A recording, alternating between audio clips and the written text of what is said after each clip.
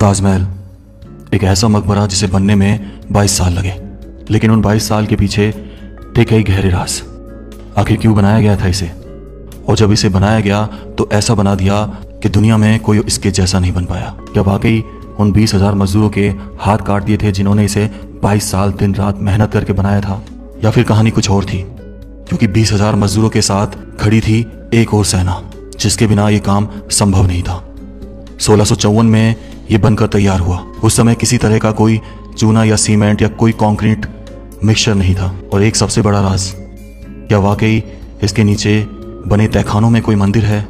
क्योंकि एक शख्स ने इस ताजमहल के नीचे जाकर वो सब दिखा दिया। तो कहानी की शुरुआत होती है जहांगीर और उनकी पत्नी मानवती, जो जोधपुर की राजकुमारी थी, के बेटे खुर्रम से। खुर्रम सबसे छोटे बेटे हुआ करते थे जहांगीर के, तो उन्हें सबसे ज्यादा प्यार किया जाता था। उनके 15वें जन्मदिन पर एक शानदार पार्टी रखी गई आगरा के किले में, जहां पर अक्सर हर जन्मदिन की तरह इस बार भी उनको सोने, चांदी और हीरे और जितने भी जवाहरात से उनके वजन से तोल दिया जाता था, और ये सारी संपदा उनको दे दी जाती थी। लेकिन एक और चीज की शुरुआत होने वाली थी यहाँ से, जहां से सारा इतिहास बदलने वाला था। उस समय उनकी उम्र 15 साल थी। तब उनका रिश्ता 14 साल की अर्जुमंद बानो बेगम से कर दिया गया, जो नूरजहां बेगम की भतीजी थी, यानी उनके भाई की बेटी। जब अर्जुमंद बानो 19 साल की हो गई तब उनका विवाह खुर्रम से कर दिया गया। अर्जुमंद बानो बेगम के पिता फारसी थे, और शादी होने के बाद उनको उपाधि दे दी गई मुमताज महल की, जिसका मतलब होता है कि महल का सबसे कीमती आभूषण। खुर्रम खान का नाम बाद में शाहजहां पड़ गया, और उनको ये नाम दिया था जहांगीर ने, क्योंकि उन्होंने बहुत सारे युद्ध लड़े और उनमें विजय प्राप्त करी। शाहजहां का मतलब था दुनिया का बादशाह। वैसे तो शाहजहां की 6 बीवियां थी, लेकिन सबसे ज्यादा वो मुमताज को चाहते थे, जो उनकी एक सलाहकार भी बन गई थी। शाहजहां के पिता की मृत्यु 1621 में हो गई। तब उसके 7 साल बाद 1628 में उन्हें बादशाह बनाया गया। बादशाह बने अभी कुछ समय हुआ था कि उन्हें एक युद्ध को लड़ने के लिए जाना पड़ा। इस युद्ध को तकरीबन 2 साल तक लड़ा गया और जीत हासिल की। वो इस युद्ध का जश्न मनाते, लेकिन एक बेहद दुखद समाचार उनका इंतजार कर रहा था, जिससे उनकी जिंदगी बदल गई। उन्हें पता चला कि उनकी पत्नी मुमताज अपनी 14वीं संतान घोरा बेगम को जन्म देते समय बुरहानपुर में निधन हो गया है। इस बात को सुनकर शाहजहां गम में पागल हो गए।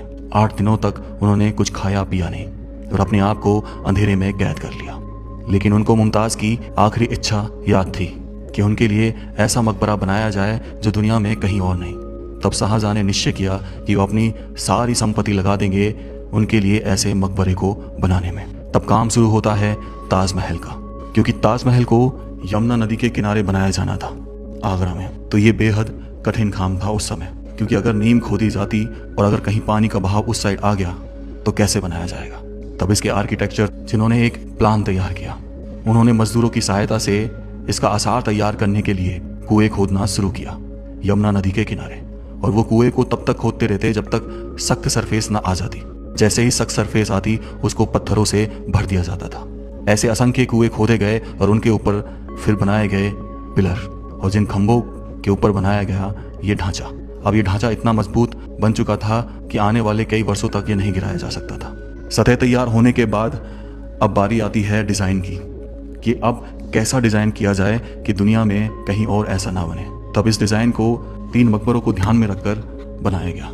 सबसे पहले जहांगीर से मीनारों को लिया गया, उसके बाद अकबर की कब्र के नीचे बना जो ढांचा था, जो सतह थी, स्ट्रक्चर था, उसका आइडिया लिया गया, और अपने अंकल के गुंबद का आइडिया। इन तीनों आइडिया को मिलाकर तैयार किया एक ऐसा आर्किटेक्चर जिसे बनाने में पूरे 22 साल लग गए। उस समय इसको बनाने के लिए 20,000 लोगों ने दिन रात काम किया। जब ढांचा तैयार हो गया तब इसके ऊपर लगाया जाने वाला था बेसकीमती पत्थर। उस समय सबसे बेसकीमती पत्थर माना जाता था राजस्थान के अजमेर के मकराना का, जो एक सफेद संगमरमर हुआ करता था। तब कई असंख्य हाथियों ने मिलकर उस पत्थर को ढोया, मकराना से आगरा लेकर आए। अगर ये हाथी नहीं होते तो ये काम संभव नहीं था। तब दिन रात मेहनत कर इस पूरे ढांचे को संगमरमर से ढका गया। लेकिन काम अभी पूरा नहीं हुआ था, काम तो अब शुरू हुआ था। इसमें की गई कैलीग्राफी ऐसी जिसमें 2 तरह के डिजाइन को बनाया जाने वाला था। एक था पिट्टरडूरा और दूसरा था प्राचीन करी। इसमें होता क्या है कि संगमरमर के पत्थरों को नुकीली चीज़ों से क्रुच क्रुच के उसमें पत्थर लगाए जाते हैं, बेशकीमती पत्थर, जिसे कैलीग्राफी नाम दिया जाता था। और ये फारसी लोग बहुत अच्छे से किया करते थे। और इन पत्थरों को चिपकाया जाता था एक गम से। वो गम जब आप सुनोगे तो हैरान हो जाओगे। उस गम में मिलाए जाते थे सीरा, लेमन जूस और संगमरमर का पाउडर, जिसको मिलाकर इन पत्थरों को चिपकाया जाता था। और आज तक 450 साल बाद भी ये ऐसा का ही ऐसा है। और जब भी कोई इसका रिनोवेशन कार्य किया जाता है तब यही गम यूज ली जाती है। उसके बाद ये तैयार हो गया ऐसा ढांचा जिसे आज बना पाना असंभव है, क्योंकि ये किसी बिना सीमेंट, चूना या कंक्रीट के बना हुआ है। आज तो स्टील का यूज कर इसका गुंबद तैयार किया जा सकता है, लेकिन उस समय तो स्टील भी नहीं हुआ करता था। ये आर्किटेक्चर में 22 साल इसीलिए लगे क्योंकि काम बहुत बारीकी से किया गया। इसकी जो 4 मीनारें हैं उनमें एक विशेषता है, क्योंकि ये चारों मीनारें बाहर की तरफ हल्की सी झुकी हुई हैं। और इसके बनाने के पीछे कारण था कि जब इसके सामने बने सलामी गेट से आप ताजमहल को देखते हैं तो ये बिल्कुल सीधी दिखाई देती हैं और ताजमहल आपको बहुत बड़ा दिखाई देगा। लेकिन जैसे ही आप इसके करीब पहुंचते हैं तो ये ताजमहल छोटा हो जाता है और मीनारें बाहर की तरफ झुकी हुई नजर आती हैं। उस समय के कारीगरों ने उस इल्यूजन को इस्तेमाल किया अपनी तकनीक में। सबसे बड़ा कारण इस मीनारों का बाहर की तरफ बनाए जाने का कारण यही था कि जब कभी कोई भूकंप आ जाए तो ये मीनारें ताजमहल के ऊपर ना गिरे, साइड में गिर जाए और ताजमहल को कुछ भी ना हो। इस तरह की तकनीक इस्तेमाल की गई थी इस ताजमहल में। लेकिन एक राज आज भी सोचने पर मजबूर कर देता है कि आखिर ताजमहल के नीचे बने तहखानों में क्या है। जब ये चीज़ ज़्यादा उठने लगी तब ASI ने उन 22 कमरों का राज खोला।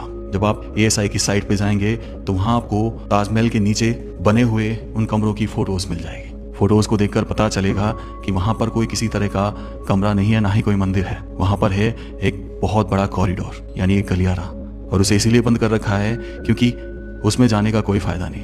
ये 45 एकड़ में जो बना है, इतने बड़े एरिया को घूमने में बहुत समय लगता है। तो इसीलिए कुछ ऐसी चीज़ों को खोला गया जहाँ पर आप वाकई में इस जगह का आनंद उठा सकते हैं। इसका प्राचीन दरवाज़ा जहाँ से शाहजहाँ आया करते थे वो इसके पूरब में बना हुआ है, जो आज बंद है।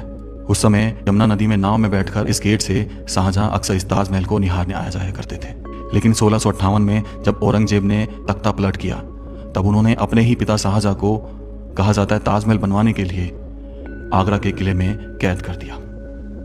लेकिन वहाँ उनको एक सुविधा दी गई। आगरा के किले में जहाँ कैद किया गया था उसे मुमसनबर कहा जाता था, जहाँ से ये ताजमहल आज भी दिखाई देता है। डायमंड लगे होते थे, ये लोगों ने निकाल लिया, इसलिए इसको क्लोज कर दिया, खरोंच के इसलिए इसको क्लोज किया, क्योंकि डायमंड निकाल के लेके जा रहे थे। स्टोन जो थे कीमती वो लगा। यहाँ पे देखो किस तरीके से कारीगरी करी। ये जेल हुआ करती थी उस समय की, और बीच में जो है फाउंटेन दिया गया था, मतलब ये डिज़ाइन किया था किसी और चीज़ के लिए। और ये बना, तो कहते हैं कि आखिरी समय जो था यहाँ से ताजमहल दिखाई देता है, उसको देखते हुए उनकी आखिरी सांस निकली।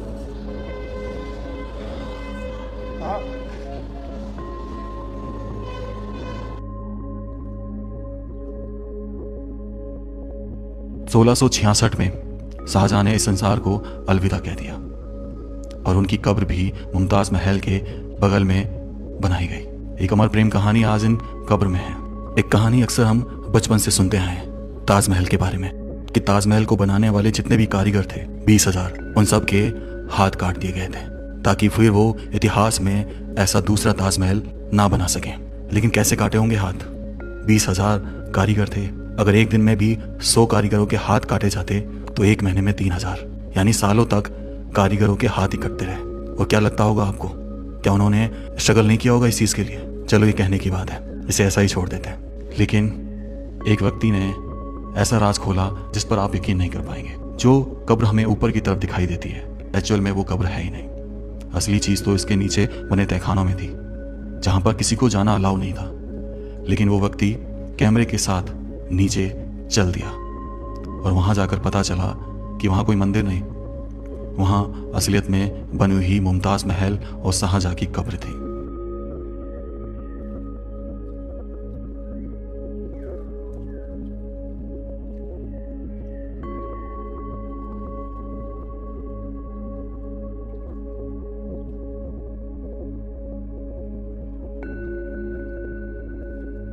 कैसा लगा आपको ये वीडियो? जरूर बताइएगा। क्या वाकई में ये पहले मंदिर था